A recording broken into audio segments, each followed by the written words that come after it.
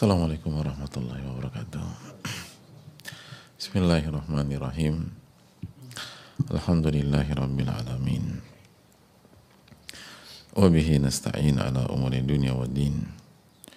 Wassalatu wassalamu ala ashrafi anbiya wal mursalin. Wa ala alihi wa sahbihi wa man sara ala nahjihi bi ihsanin ila yaumil wa ba'd.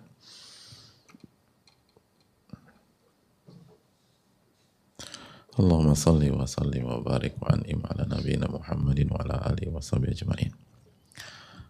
Allahumma inna nas'aluka ilman nafi'a wa na'udzubika min ilmin la yanfa'. Allahumma 'allimna ma yanfa'una wanfa'na bima 'allamtana. Allahumma ansurna wal muslimin khassatan al madhlumina minhum fi Palestin wa fi kulli makan.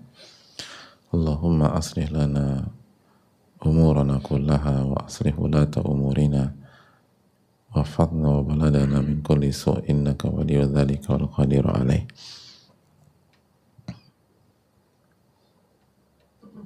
Alhamdulillah, kita panjatkan puji dan syukur kita kepada Allah Subhanahu wa taala atas segala nikmat dan karunia Allah berikan kepada kita. Nikmat yang tidak bisa kita hitung atau kita kalkulasikan. Wa in ta'uddu ni'matallahi la tuhsuha. Dan jika kalian ingin menghitung nikmat Allah, kalian nggak akan bisa menghitungnya. Di mana bumi itu dipijak, di sana ada nikmat Allah. Di saat dan jantung ini berdetak, detakan jantung itu pun adalah salah satu nikmat Allah Tabaraka wa Ta'ala. Lalu bagaimana kita menghitung seluruh nikmat-nikmat yang Allah berikan kepada kita? Dan di antara nikmat Allah Subhanahu wa Ta'ala adalah kesempatan untuk kembali belajar, kesempatan untuk kembali meningkatkan ilmu dan meningkatkan iman kita. Karena ilmu yang bermanfaat adalah keimanan, dan salah satu unsur keimanan yang sangat penting, dan keimanan itu sendiri dan menambah kekuatan iman setiap sebuah ilmu yang bermanfaat itu masuk ke dalam diri kita. Oleh karena itu, ketika kita diberikan kesempatan untuk kembali bersama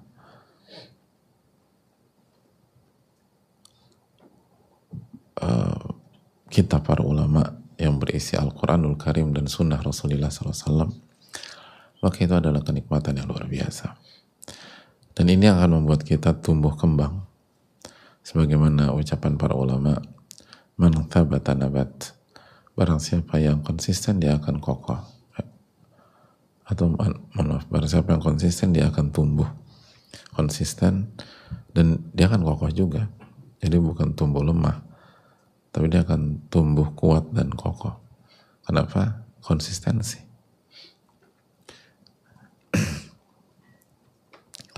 Konsistensi itu yang akan menumbuhkan dan menguatkan. Semoga Allah memberikan taufik kepada kita. Amin ya rabbal alamin. Sebagaimana salawat dan salam semoga tercurah kepada Rasulullah SAW beserta para keluarga, para sahabat, dan orang-orang yang istiqomah berjalan di bawah naungan sunnah beliau sampai hari kiamat kelak. Semoga Allah memperbaiki segala urusan kita, urusan pemimpin-pemimpin kita, dan menjaga kita dan bangsa kita dari segala keburukan. Semoga Allah SWT menolong kita dan umat khusus yang terzalimi di Palestina dan berbagai macam tempat. Amin ya rabbal alamin. Hadirin Allah muliakan,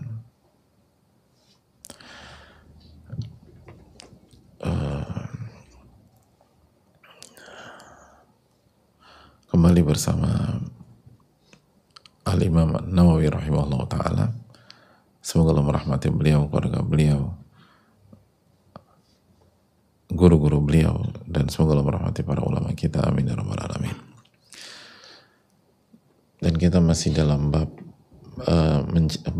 mencintai karena Allah Subhanahu wa taala. Dan kita sedang membahas hadis yang kedua dari bab ini, yaitu hadis Abu Hurairah. Nabi SAW bersabda, sab'atun yudhilluhumullahu fi dhillih yauma la dhilla illa dhilluh. Ada 7 golongan yang akan Allah naungi dengan naungannya di hari di mana tidak ada naungan kecuali naungan Allah tabaraka wa ta'ala. Yang pertama, imamun adil, pemimpin yang adil. Yang kedua, wasyabun nasya'a fi ibadatillahi azza wa jal, anak muda yang tumbuh dalam ketaatan dan dalam beribadah kepada Allah subhanahu wa ta'ala. Dan kita sedang membahas golongan yang kedua ini. Dan kemarin kita sudah jelaskan bahwa kenapa anak muda disebutkan yang kedua dan masuk ke 7 golongan di atas. Karena kalau kita perhatikan hadirin sekalian, ini 7 golongan ini tuh susah-susah semua, gak ada yang mudah. Makanya rewardnya dan ganjarannya sangat luar biasa, naungan Allah pada hari kiamat.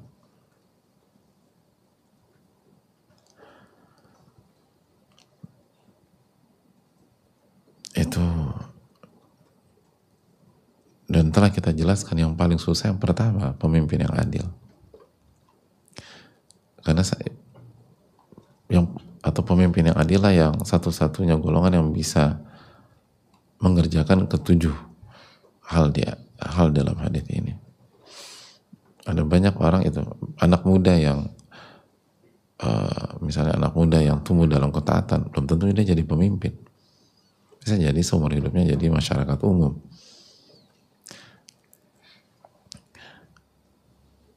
Kita kembali ke konteks, ini amalan-amalan susah.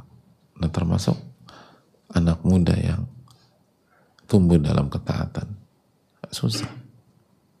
Makanya Allah kagum dengan anak muda yang bisa mengontrol hawa nafsunya, anak muda yang bisa mengontrol syahwatnya. Dan sebuah sudah kita jelaskan, mail ilal hawa, kecenderungan ke hawa nafsu, bisa secara seksual, bisa secara non seksual, ambisi dunia, karir. Jadi di kepalanya hanya karir saja, atau pencapaian tertentu, atau segala macam hal duniawi yang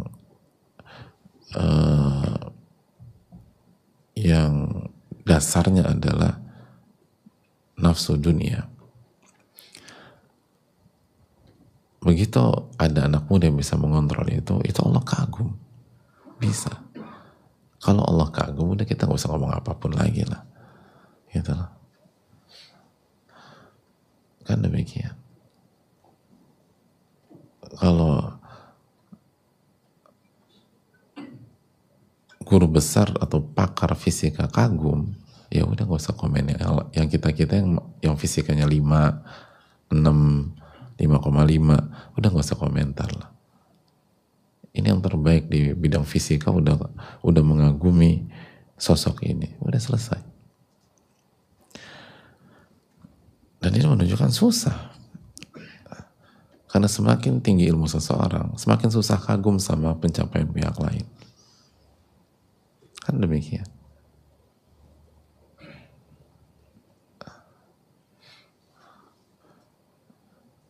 Jadi semakin tinggi ilmu seseorang, semakin sulit kagum pada pencapaian pihak lain atau ya pihak tertentu lah. Hanya yang benar-benar spesial saja yang bisa membuat ahli itu kagum. Nah, itu ahli. Allah itu al-alimul khabir, Allamul ghuyub, yang maha mengetahui, Al-Qadir, yang maha mampu atas segala sesuatu. Bisa kagum. Oh, itu pencapaian yang luar biasa. Ada banyak anak itu, dia berjuang untuk dapat ranking 1 di sekolahnya agar membuat orang tuanya bangga, dan orang tuanya ketika baca rapotnya nggak ada bangganya sama sekali karena orang tuanya jauh lebih tinggi daripada dia. Nah, payah kamu. Nah, lalu pas di kuliah dia dapat IPK misalnya 3,8. Siapa yang di sini 3,8? Mas Hafiz 3,8 dulu. Udah 3,9. Ya. Oh, bukan juga. Ya. Rozak kayaknya nih 3,8. Nah. Dikit lagi.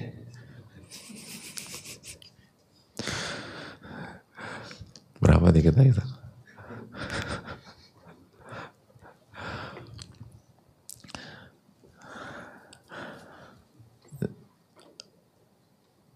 Pengen buat orang tuanya bangga, tapi orang tuanya nggak bangga karena orang tuanya 3,9 dulu. 3,8, nah udah papa sekolahin masih juga nilainya segini. Nggak buat orang tua, karena orang tuanya hebat, extraordinary orang tuanya. Dan buat perusahaan sukses punya cabang di semua provinsi di Indonesia, semua provinsi ada cabang satu. Terus laporan ke bapaknya, biasanya bapaknya. Karena bapaknya di usia yang sama bisa buat perusahaan dan setiap provinsi kantor cabangnya 5. Satu kok bangga, nah. Susah buat bangga orang yang nah ini bisa buat Allah bangga ya, kagum gitu. Buat Allah kagum. Jadi kita bisa bayangkan betapa sulitnya menjadi anak muda yang istiqomah, susah. Makanya yang mengejutkan bukan anak muda yang berantakan, tergelincir, kena pergaulan, itu nggak mengejutkan. Yang mengejutkan kalau ada anak muda yang istiqomah dan dia bisa mengontrol hawa nafsunya, itu yang mengagumkan. Kalau yang tergelincir mah memang itu, yaitu dunia anak muda. Bukan membenarkan, sama sekali bukan membenarkan. Tapi sebagaimana kita bahas, ada banyak faktor yang membuat susahnya istiqomah buat anak muda. Makanya hadirin sekalian, kalau berhasil Allah akan kagum dan akan mendapatkan naungan pada hari kiamat kelak. Makanya para ulama mengatakan ini bukan, sekali lagi, bukan perkara mudah, bukan perkara simpel, bukan hanya begitu baca besok udah jago, enggak. Ini butuh perjuangan dan butuh support system. Itu jadwal, butuh support system. Itu dijelaskan para ulama. Butuh support system. Butuh lingkungan yang baik, yang soleh.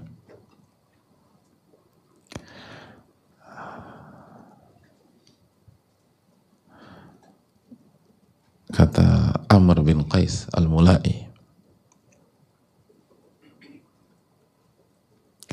kata Amr bin Qais, inna sya'ba la yansha'u fa in atharu an yujalisa ahlal ilm kada an yaslam wa in mala ila ghairihim kada ya'tab. Anak muda itu kalau ketika tumbuh dia milih untuk duduk dan bersama ahli ilmu, maka kesuksesan itu depan mata, hadirin. Kesuksesan, keselamatan itu depan matanya. Dikit lagi jarak antara dia dan keselamatan, jarak antara dia dengan kesuksesan itu pendek jaraknya. Tapi kalau dia memilih dan cenderung kepada pihak lain, maka jarak dia dengan kehancuran itu sangat pendek.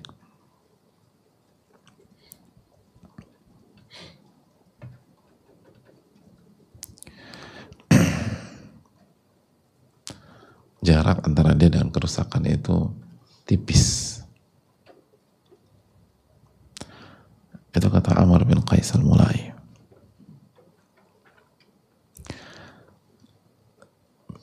Makanya support system. Dan yang diangkat oleh para ulama, dia harus dekat dengan ahli ilmu. Dia harus usahakan dekat sama guru gitu, yang punya kapasitas. Yang punya kapasitas. Itu kalau dia punya itu.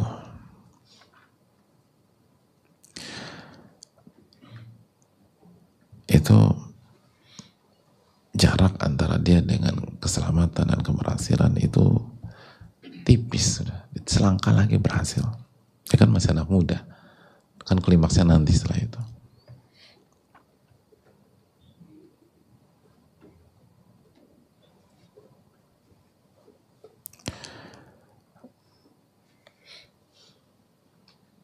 Itu yang disampaikan Amr bin Qais al-Mulai.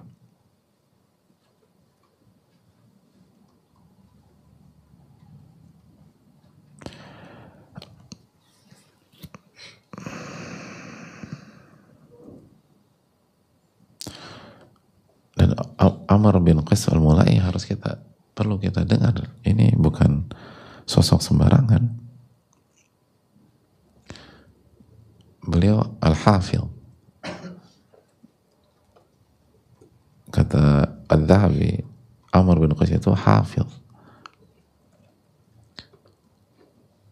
Tingkatan yang sangat tinggi dalam ilmu hadis dan dalam dunia ilmu. Min awliya illah, ini wali dari wali-wali Allah Subhanahu wa taala.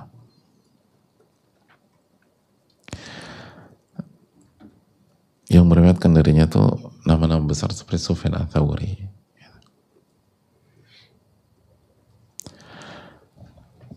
Jadi hadirin Allah muliakan.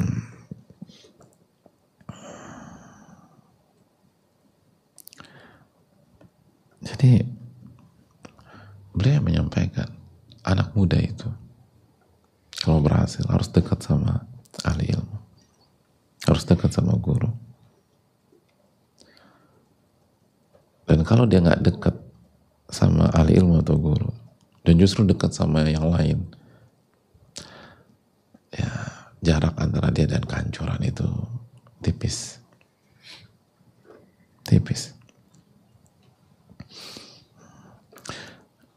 Dan Amr bin Qais rahimahullah juga mengatakan, "Idza ra'aita syaba awwala ma yansha'u ma ahli sunnati wal jamaah farjuh."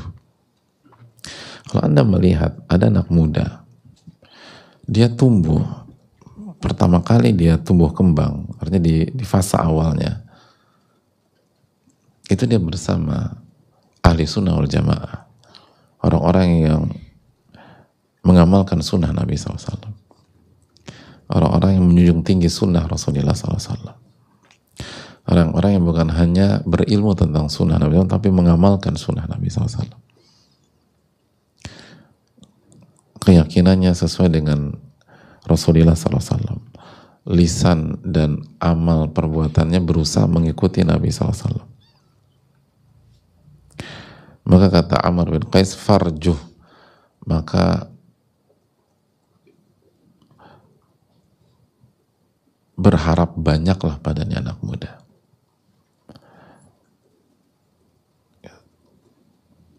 Taruhlah harapan besar pada pundaknya. Ini anak muda insya Allah akan berhasil. Wa idza ra'aitahu ma'al bid'ah fa'ay'as minhu fa inna syaba ala awwali nushu'ihi. Tapi kalau dia ketika tumbuh kembang bersama ahli bid'ah, maka putus asalah tentang masa depannya. Karena anak muda itu sangat ditentukan awal dia tumbuh kembang.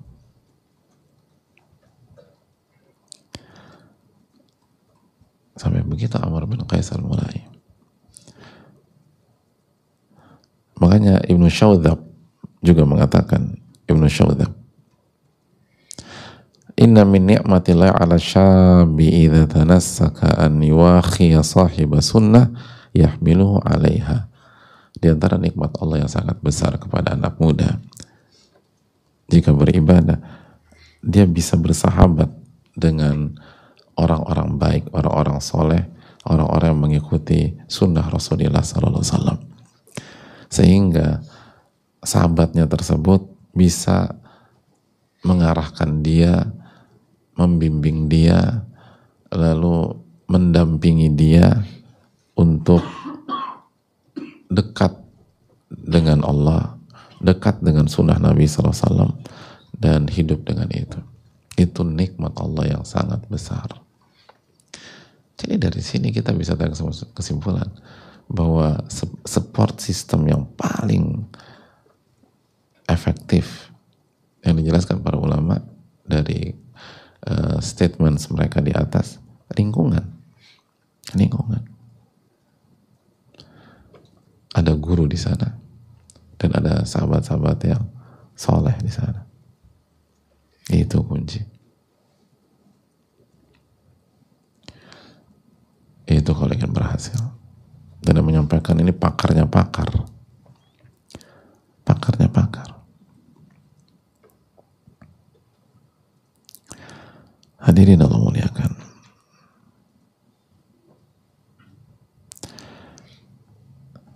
Ibnu Syaudzab itu, kata Imam Dhahabi, al-imam, al-alim, itu di derajat al-imam, derajat yang sangat tinggi dalam dunia ilmu.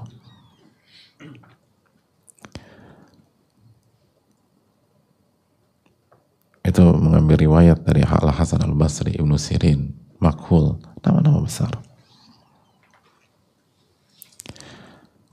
Dan yang meriwayatkan dari beliau Ibnu Mubarak.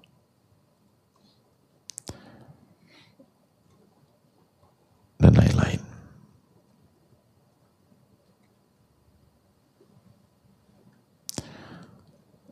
Itu di antara ulama mengatakan, kalau saya melihat Ibnu Syaudzab, saya tuh ingat malaikat.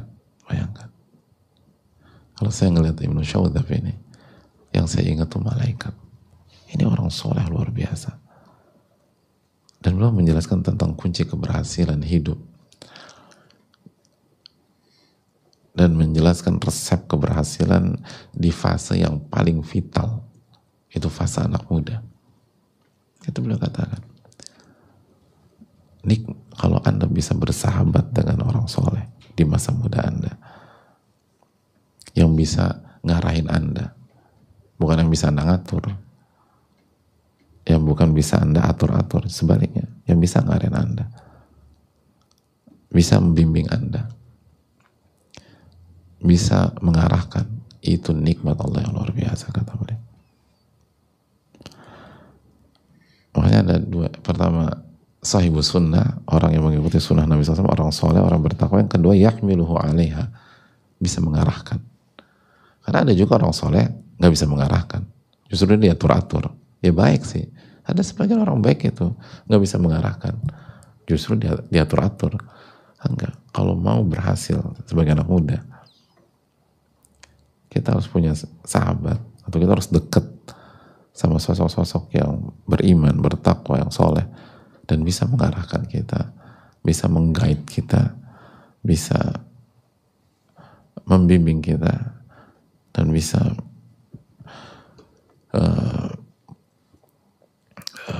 mengajarkan kita agar kita menjadi matang dan dekat dengan Allah Subhanahu wa Ta'ala, dan menjalani sunnah Rasulullah SAW. Itu. Jadi kita butuh, di masa muda khususnya, butuh ahli ilmu, butuh guru, butuh sahabat, dan orang-orang yang punya karakter, orang-orang yang bisa mengarahkan, bukan hanya sekedar. Ada juga orang baik tapi pakewuhnya tuh besar, nggak enakan, dan seterusnya. Atau ada anak-anak muda yang berprestasi, dia punya orang-orang yang soleh, tapi semua orang-orang yang baik itu pegawai dia semua, bawahan dia semua, dan nggak berani ngomong macam-macam karena dia bos. Itu bagus, tapi masih belum. Kalau ingin benar-benar maksimum, dia harus punya orang-orang dekat yang bisa mengarahkan, bisa membimbing, bisa menjelaskan, bisa membuka paradigma berpikir, bisa meredam ego, bisa meredam hawa nafsunya, ambisi dunianya, dan seterusnya. Makanya kan tadi Allah kagum dengan anak muda yang bisa mengontrol hawa nafsu. Jadi support sistemnya itu salah satu peran utamanya adalah bantu dia ngontrol ini.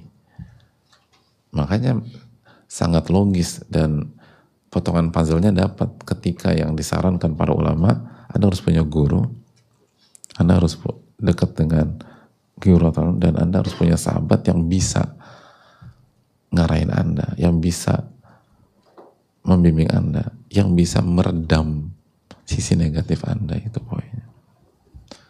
Kan yang membuat Allah kagum adalah anak muda yang bisa meredam itu.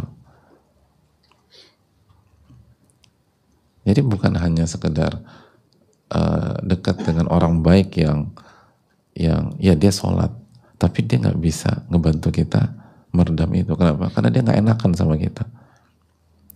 Kenapa? Karena dia takut sama kita. Kenapa? Karena dia sungkanan sama kita.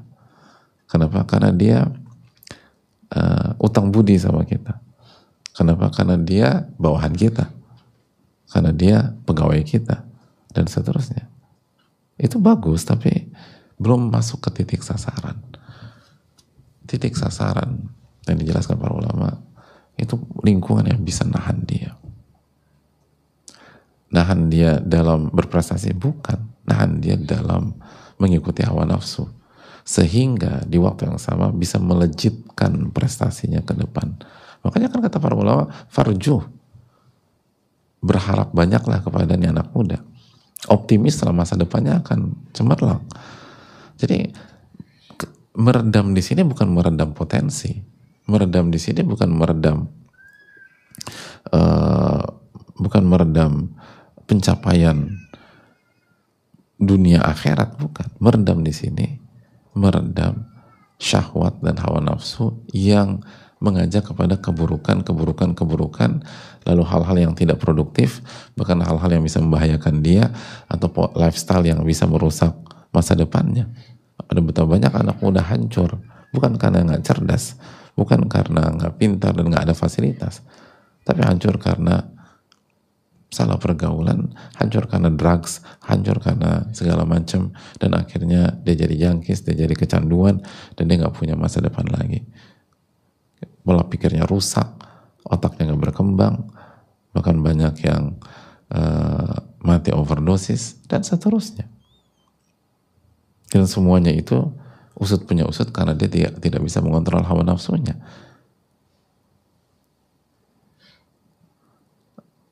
Ada banyak anak muda harus mengubur cita-citanya terlalu dini. Kenapa? Karena nggak bisa menahan hawa nafsu. Akhirnya pergaulan bebas, akhirnya hamil atau ngambilin anak orang, dan akhirnya semua harus dikubur hidup-hidup, nggak punya masa depan. Dan dia juga nggak siap punya anak. Dia terlalu prematur jadi seorang ibu, nggak ngerti apa-apa. Akhirnya dia berantak, dia jungkir balik, nggak karu-karuan sama anaknya pun juga nggak jadi. Akhirnya anaknya ngerepotin dia, dan akhirnya semuanya karam dan berakhir. Kenapa? Awalnya itu tadi, nggak bisa kontrol hawa nafsu dan nggak bisa menahan faktor-faktor yang bisa menjerumuskan, yang sangat terbuka lebar di kehidupan anak muda. Dan akhirnya di hari kiamat dia nggak mendapatkan naungan Allah Tabaraka wa Ta'ala. Itu yang paling tragis. Nggak dapat naungan Allah Subhanahu wa Ta'ala. Adapun anak muda yang dia punya guru dan dia dekat dengan gurunya, bukan hanya punya guru itu, tapi dekat dengan guru tersebut. Kan itu yang dikatakan oleh para ulama, yujalis alal ilm, dia duduk dan dia dekat dengan alal ilm, dan dia yuwahi, dan dia bersahabat. Dia bisa bersahabat dengan gurunya dan sama murid-murid gurunya yang lain yang merupakan kalau bahasa kita classmate gitu loh, atau majelis meet gitu lah, apalah. Jadi dekat juga, sehingga itu yang akan ngejagain dia, itu yang akan kontrol dia, sehingga kalau ada offset dikatakan Anda nggak boleh gini, Anda nggak boleh begitu. Anak muda tuh blind spotnya banyak, dan itu wajar. Tapi yang jadi yang nggak wajar adalah ketika dia nggak sadari itu dan dia arogan, dia sombong, dan dia pikir dia bisa taklukkan dunia dengan dirinya sendiri, dan dia nggak butuh masukan saran dari pihak lain, khususnya dari orang-orang soleh, khususnya orang-orang soleh yang jauh lebih berpengalaman dari dia, jauh lebih senior daripada dia, jauh lebih makan asam garam kehidupan daripada dia, dan akhirnya dia terjatuh sebagaimana pendahulunya terjatuh, dan itu nggak perlu. As-sa'id man wa'idha bi ghairihi. Allah mengatakan orang yang bahagia adalah orang yang bisa mengambil pelajaran dari pengalaman orang lain. Itulah fungsinya bergaul dengan senior-senior, agar kita tidak terjatuh di titik dia terjatuh. Kalau kita sama juga, ya kita akan ngulang-ngulang pola-pola yang sama juga. Jadi hadirin Allah muliakan. Itu poin.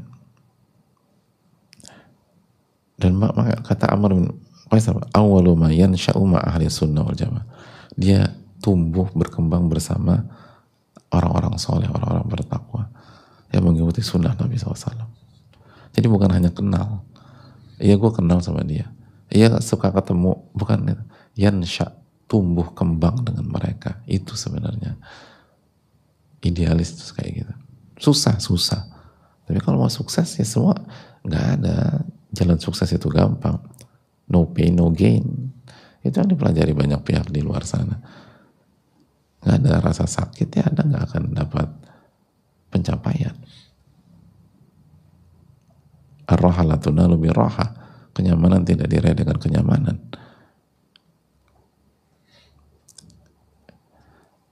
Itu poin. Ya makanya yang berhasil itu sedikit ya karena susah dapetin ini.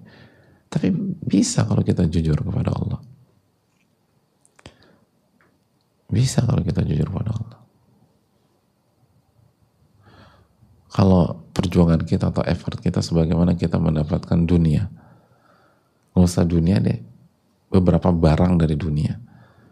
Anak-anak muda tuh untuk dapetin satu barang itu rela ngantri di depan tokonya berjam-jam, bahkan 1-2 hari. Hari ini untuk bisa makan snack atau cemilan 10 dan seterusnya itu anak muda rela ngantri, larinya ulur tangga panjangnya itu, bukan kepala.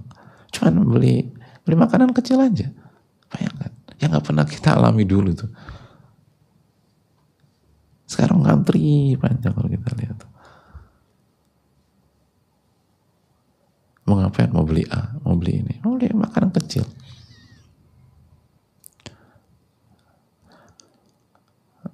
Tapi pertanyaannya, pernah nggak dia ngantri di hadapan ahli ilmu? Pernah nggak dia ngantri di hadapan orang-orang yang punya ilmu, punya wawasan, hanya untuk mendapatkan advice atau suggestion dari mereka, mendapatkan nasihat, masukan, arahan? Pernah nggak dia ngantri itu?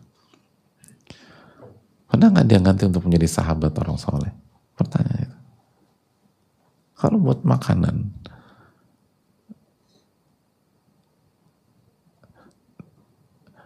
dan sebagian makanan itu dikritik para dokter pula, itu dia bisa ngantri. Kok buat masa depannya dia nggak bisa, buat akhiratnya dia nggak bisa, buat mendapatkan naungan dia nggak bisa.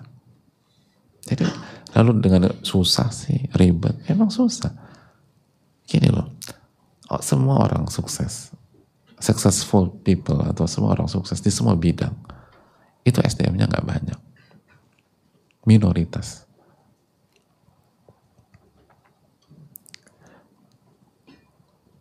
Dan minoritas hanya beberapa pihak di bidang, sebutkan bidang manapun, terus sebutkan siapa orang benar-benar sukses, misalnya di level nasional, misalnya berapa orang? Sedikit.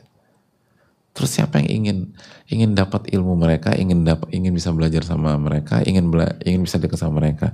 Jutaan orang di bidang-bidang masing-masing. Ya wajar kalau susah. Dan kalau kita pasif nggak akan dapat. nggak akan dapat, nggak akan berhasil. Allahu ta'ala alam bisawab. Ini yang bisa direnungkan agar kita mendapat naungan Allah pada hari kiamat. Semoga Allah memberikan taufik. Subhanallahi wa bihamdihi.